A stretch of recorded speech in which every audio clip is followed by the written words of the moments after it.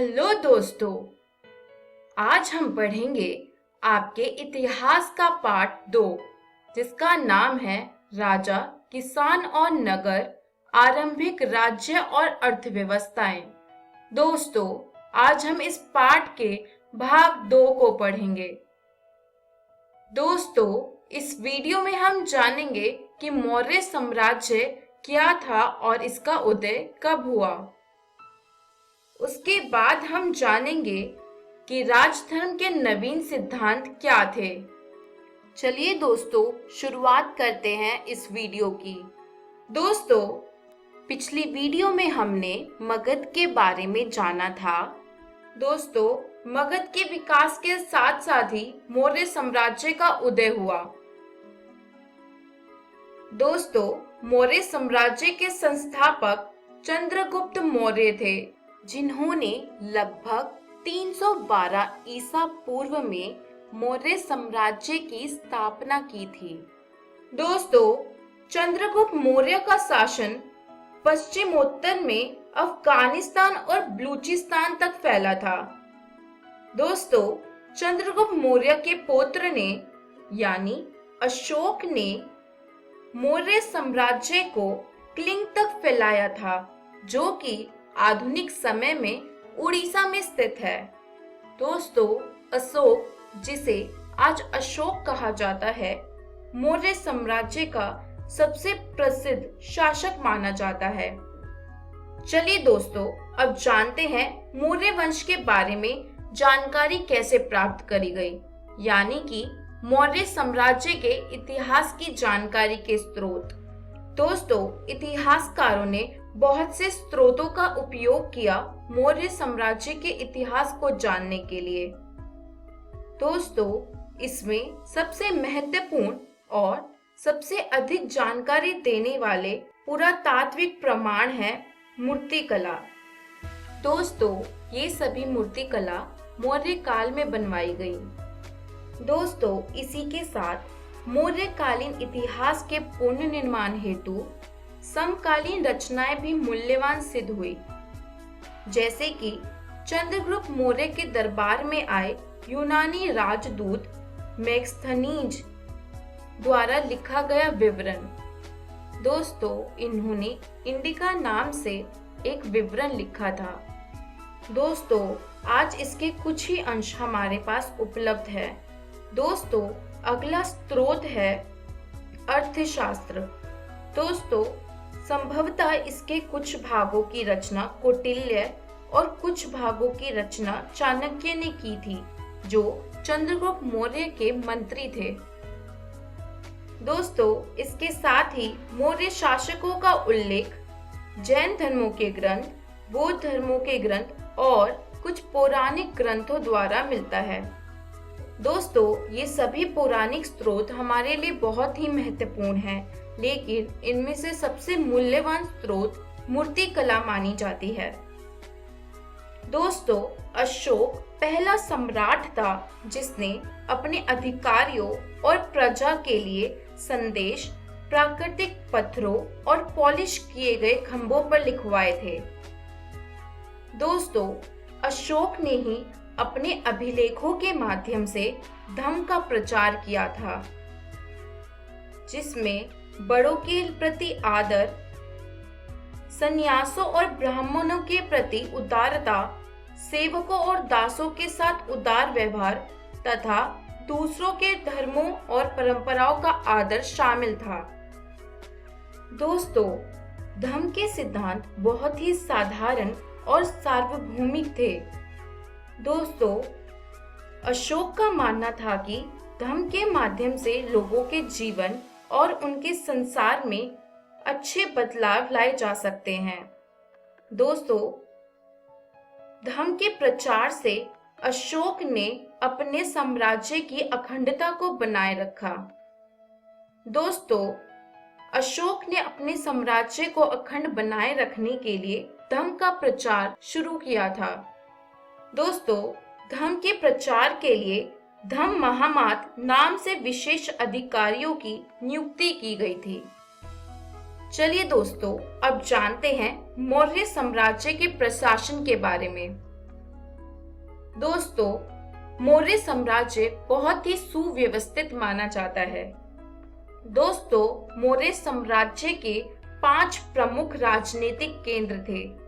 पहला, पाटलिपुत्र, जो मौर्य साम्राज्य की राजधानी शहर था। दूसरा, तक्षशिला, जो व्यापार मार्ग पर स्थित था। तीसरा, उज्जैनी, जो व्यापार मार्ग पर स्थित था। चौथा, सुवर्णगिरी, जिसका अर्थ होता है सोने के पहाड़। दोस्तों, ये आधुनिक समय के कर्नाटक में स्थित था, जो मौर्य साम्राज्य के लिए सोने की खदानों के लिए उपयुक्त था। और आखिर में तोसाली। दोस्तों, मौर्य साम्राज्य में शामिल क्षेत्र बड़े विविध और भिन्न भिन्न प्रकार के थे। दोस्तों, जैसा कि हमने अभी पढ़ा कि हमें मौर्य साम्राज्य के बारे में मैक्सथनीज के अभिलेखों से भी पता चलता है। दोस्तों, मैक्सथनीज ने अपने अभिलेखों में सैनिक गतिविधियों के संचालन के बारे में एक समिति और 6 उप समितियों के बारे में बताया। इनमें से एक का कार्य था नौसेना का संचालन करना। दूसरी उप समिति का कार्य था यातायात, खान पान का संचालन करना। तीसरी उप समिति का कार्य था पैदल सैनिकों का संचालन करना। चौथी उप समिति का कार्य था अश्वारोहियों, यानी कि जो सैनिक घोड़ों के साथ थे उनका संचालन करना। पांचवी उप समिति का कार्य था रथारोहियों, यानी कि जो सैनिक रथ के साथ थे उनका संचालन करना। और छठी का काम था हाथियों का संचालन करना। दोस्तों, दूसरी उप समितियों का दायित्व विभिन्न विभिन्न प्रकार के थे, जैसे उपकरणों के ढोने के लिए बैलगाड़ियों की व्यवस्था करना, सैनिकों के लिए भोजन और जानवरों के लिए चारे की व्यवस्था करना, सैनिकों की देखभाल के लिए सेवकों और शिल्पकारों की नियुक्ति करना। दोस्तों, ये तो थी कुछ जानकारी मौर्य साम्राज्य के बारे में। चलिए दोस्तों, अब जानते हैं दक्षिण के राजा और सरदार के बारे में। दोस्तों, उपमहाद्वीप के दक्कन और उसके दक्षिण के क्षेत्रों में स्थित तमिलकम, यानी कि तमिलनाडु, आंध्र प्रदेश और केरल के कुछ हिस्सों में चोल, चेर और पांड्य जैसी सरदारियों का उदय हुआ था। दोस्तों, ये सभी राज्य बहुत ही समृद्ध और स्थायी सिद्ध हुए। चलिए दोस्तों, अब जानते हैं हमें इन राज्यों के बारे में जानकारी कैसे मिली। दोस्तों, हमें इन राज्यों के बारे में जानकारी मुख्यतः तमिल संगम साहित्यों से प्राप्त हुई। दोस्तों, इन ग्रंथों में कविताएं लिखी गई थी जो इन सरदार के बारे में विवरण देती थी। चलिए दोस्तों, जानते हैं सरदार किसे कहते थे। दोस्तों, सरदार एक शक्तिशाली व्यक्ति होता है जिसका पद मुख्यतः वंशानुगत होता है। दोस्तों, मुख्य तौर पर उनके समर्थक उनके खानदान के लोग होते हैं।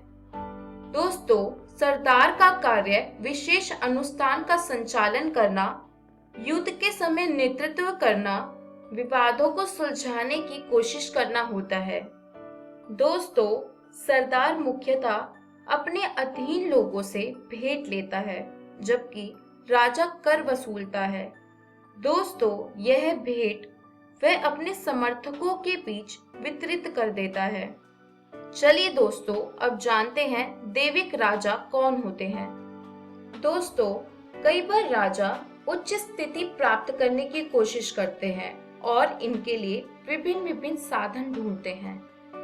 दोस्तों, कुछ राजा देवी देवताओं के साथ जुड़े उच्च स्थिति को प्राप्त करने के लिए।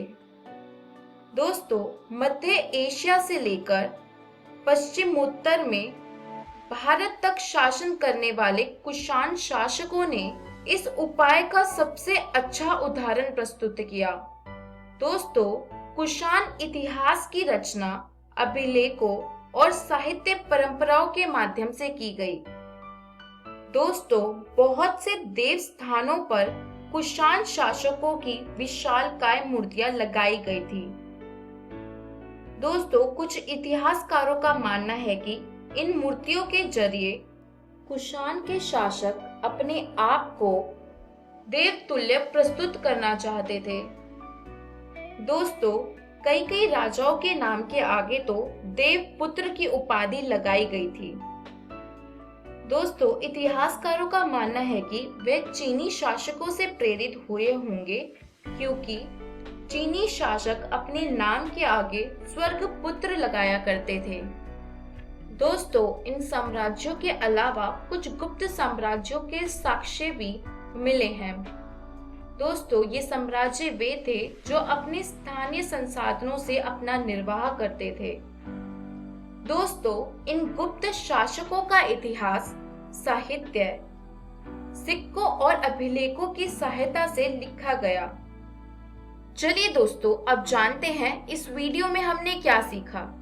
दोस्तों, इस वीडियो में हमने मौर्य साम्राज्य के बारे में बहुत सी जानकारी एकत्रित की। उसके बाद हमने राजधर्म के नवीन सिद्धांत के बारे में पढ़ा, जिसके अंतर्गत हमने दक्षिण के राजाओं के बारे में पढ़ा, और उसके बाद हमने दैविक राजाओं के बारे में पढ़ा, और अंत में हमने गुप्त साम्राज्यों के बारे में कुछ जानकारी ली। दोस्तों, इस पाठ को अच्छे से समझने के लिए अपनी पाठ्य पुस्तक भारतीय इतिहास के कुछ विषय भाग 1 से इस पाठ को जरूर पढ़ें। दोस्तों, अगली वीडियो में हम पढ़ेंगे कि कृषि और ग्रामीण समाज कैसे बदला। उसके बाद हम जानेंगे शहर और शहरी समाज के बारे में, और अंत में हम जानेंगे व्यापार और मुद्रा के बारे में।